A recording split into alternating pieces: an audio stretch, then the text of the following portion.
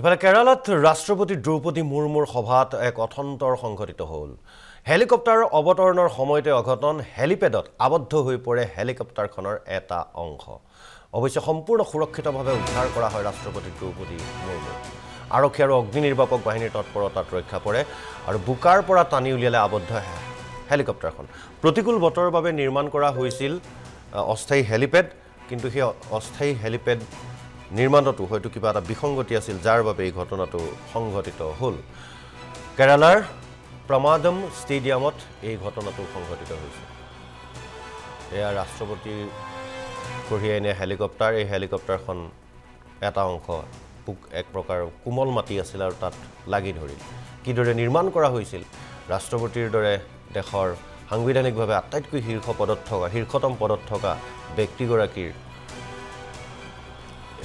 সভাত এই ধৰণৰ অথন্তৰ অত্যন্ত চিন্তনীয় বিষয়, আৰু এই ক্ষেত্ৰত হয়তো কেন্দ্ৰীয় চৰকাৰে অনুসন্ধানকাৰী সংস্থাই সমগ্ৰ ঘটনা তন্নতন্নকৈ তদন্ত কৰিব। অৱশ্যে সুকলমে উদ্ধাৰ কৰা হয় ৰাষ্ট্ৰপতি দ্ৰৌপদী মুৰ্মু।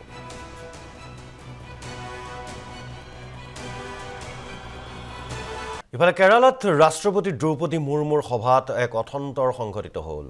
হেলিকপ্টাৰৰ অৱতৰণৰ সময়তে অঘটন, হেলিপেডত আবদ্ধ হৈ পৰে হেলিকপ্টাৰখনৰ এটা অংশ। অৱশ্যে সম্পূৰ্ণ সুৰক্ষিতভাৱে উদ্ধাৰ কৰা হয় ৰাষ্ট্ৰপতি দ্ৰৌপদী মুৰ্মু। আৰক্ষী আৰু অগ্নি নিৰ্বাপক বাহিনীৰ তৎপৰতাত ৰক্ষা পৰে আৰু বুকাৰ পৰা টানি উলিয়ালে আবদ্ধ হেলিকপ্টাৰখন। প্ৰতিকূল বতৰৰ বাবে নিৰ্মাণ কৰা হৈছিল অস্থায়ী হেলিপেড, কিন্তু সেই অস্থায়ী হেলিপেড নিৰ্মাণতো হয়তো কিবা এটা বিসংগতি আছিল, যাৰ বাবে এই ঘটনাটো সংঘটিত হ'ল। কেৰালাৰ প্ৰমাদম ষ্টেডিয়ামত এই ঘটনাটো সংঘটিত হৈছিল। এয়া ৰাষ্ট্ৰপতিৰ কঢ়িয়াই নিয়া হেলিকপ্টাৰ। এই হেলিকপ্টাৰখন এটা অংশ এক প্ৰকাৰ কোমল মাটি আছিল আৰু তাত লাগি ধৰিল। কিদৰে নিৰ্মাণ কৰা হৈছিল? ৰাষ্ট্ৰপতিৰ দৰে দেশৰ সাংবিধানিকভাৱে আটাইতকৈ শীৰ্ষতম পদত থকা ব্যক্তিগৰাকীৰ সভাত এই ধৰণৰ অথন্তৰ অত্যন্ত চিন্তনীয় বিষয়, আৰু এই ক্ষেত্ৰত হয়তো কেন্দ্ৰীয় চৰকাৰে অনুসন্ধানকাৰী সংস্থাই সমগ্ৰ ঘটনা তন্নতন্নকৈ তদন্ত কৰিব। অৱশ্যে সুকলমে উদ্ধাৰ কৰা হয় ৰাষ্ট্ৰপতি দ্ৰৌপদী মুৰ্মু।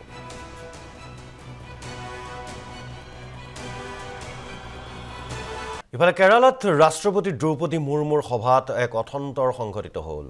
হেলিকপ্টাৰৰ অৱতৰণৰ সময়তে অঘটন, হেলিপেডত আবদ্ধ হৈ পৰে হেলিকপ্টাৰখনৰ এটা অংশ।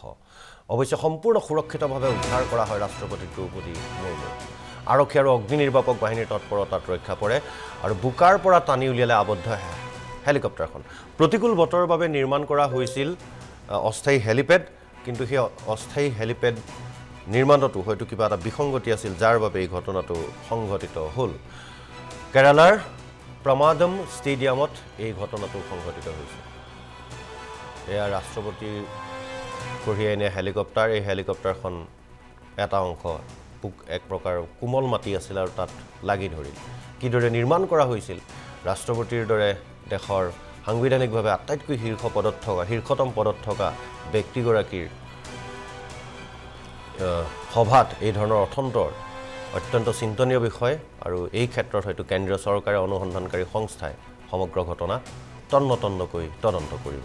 অৱশ্যে সুকলমে উদ্ধাৰ কৰা হয় ৰাষ্ট্ৰপতি দ্ৰৌপদী মুৰ্মু।